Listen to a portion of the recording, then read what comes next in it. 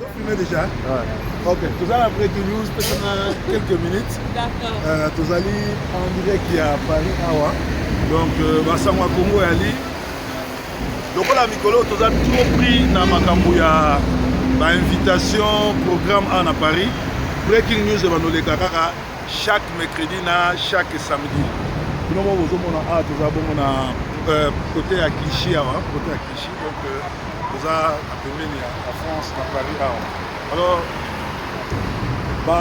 Panama News, pour y avoir information, après la famille Kabila, Dan Dagler, où ils allaient associer à Joseph Kabila, le roi du Congo, il peut bakangi sous Mouyib Yambongo Congo, donc information où y a Panama News et zo Bomabango Mabe. Dans le monde entier, le Premier ministre va démissionner, le président va démissionner, mais dans le Congo, Kabila va bouger, Jeannette va bouger, pourtant Bimi bateau va y Mbongo ya Congo.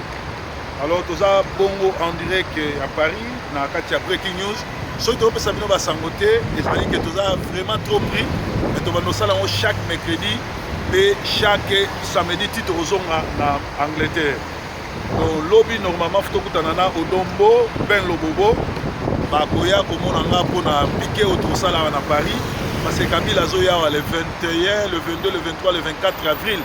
Alors il faut que les mélaillés, parce que c'est un voleur. Il faut à ça là, lumbe moitié. Na pesi Oasis beauté naturelle, merci à Outikoya Otalanga, Zamba Pamolaye na séjour. Kabila Zo sakana na ba faux politiciens congolais, l'opposition, après les G7 et les Fronts citoyens, Abimisi de Soussouba Moboutiste pour embrouiller opposition.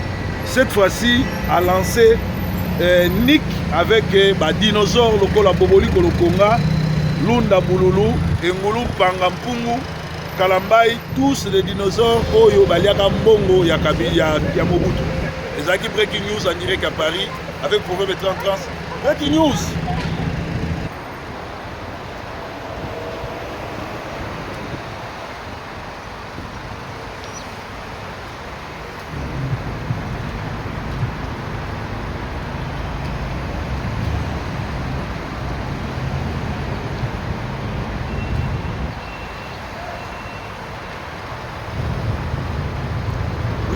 Breaking news, Basango ya Congo.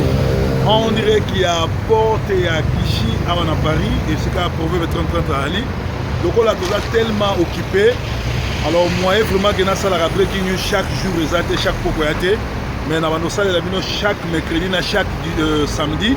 Ba information à Congo ti na bobima na mboko na zongi et pas na en Angleterre. Alors Basango ya Congo et Ali était chaque mercredi bon nous a breaking news chaque samedi. Pendant le séjour parisien. Alors, Panama Papers, les alliés au journal au Panama, Massolé de Panama. Après les Kabila, Dan Dagler, un associé à Joseph Kabila, appelé aussi le roi du Congo, Oyo Azali Juif, à bâtir une information que Yépe sous Azamoko Bato Bazoyi Bambon na Congo. Alors, le Kamoussina qui est à niveau à Potoawa, journaux, premier ministre, gouvernement Zokoya, mais dans le Congo, et le Congo bougé, Kabila tika na place, Jeannette a dérangé, Ibi Mbongo Congo, s'enrichir dans le Congo, attends mon raso le bélo au côté, mais à na poto, gouvernement Zokoya, Marambo Belé Zokoya, et Zotindika et Zalanengwana. Alors, Yosuko, moi na Congo, Oyo Yebi Masolo, il faut télémer la bateau pour avoir ennemi à Congo. Donc, nous allons voir la breaking news. Kabila a commandé un co ya Kosakanate, a sali sous un a teki maison communale à Kalam. Donc maison communale à Kalam, Kabila a teki un co parce que a sala un co. Entre temps, a so banda ko so teza na Gombe, a Kabila ngo ba Rwanda pe mususu teka ya moni Gombe ba ko benga ngo République de la Gombe. Alors depuis Paris, nous avons en contact na Odombo, na Odombo pour na kosolola masolo. Il y a piqué pour à Paris, je crois le 24, le 25, le 26 avril, pour arriver, il y a moi dans le Kabila. Le 21 déjà avril, toi en air ici, commis Ben Lobobo, merci na appel na yo. Na ebi ke nazo zelo to kutana, il vous a malamu. pe lisusu napesi merci na Oasis beauté naturelle ayaki kotala ngai nasepeli na présence ayeli mama Bename cadeau mama Oasis ayeli yo wax na yo ya rouge ya kitoko mpona mosala ozosala. Alors tolobi lisusu ke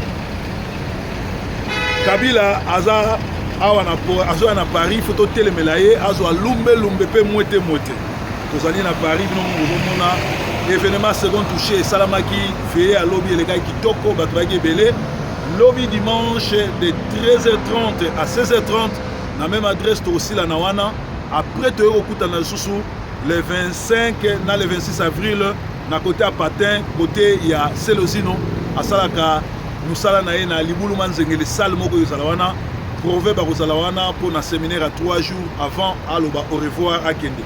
Félicitations na bao nyonso bazwa kotala ngai, merci na bao nyonso bayaki na veillée, merci na bao nyonso bayaki na second touché mon peuple asike bandi na kati ya Paris pour proverbe na prophète JC Akoube baye na mon peuple asika pour réparer ba erreur o esalama awa pour réparer ba erreur ba aventurier pour établir bonzambe awa ba o bayaki bamonaki lelo ezaki mokolo koyamba batu tozoyamba batu moko na moko yango tobimi moke tosala breaking news. Alors Kabila azosakana na bapoliticien congolais po baza batu moko bazanga mayele après G7 après Front Citoyen abimisi lisusu bamobutiste mpona koambrouiller opposition. Cette fois-ci a lancé le NIC avec Boboliko, Lunda Bololo, Engulu Bangampungu, Nakala Kambai. Bango nyonso ba dinosaure oyo bayiba na tanga Mobutu esengeli tobenga na Kabila na batu na ye. Ezalaki breaking news en direct ya place Clichy na Paris. Proverbe 30-30. Breaking news.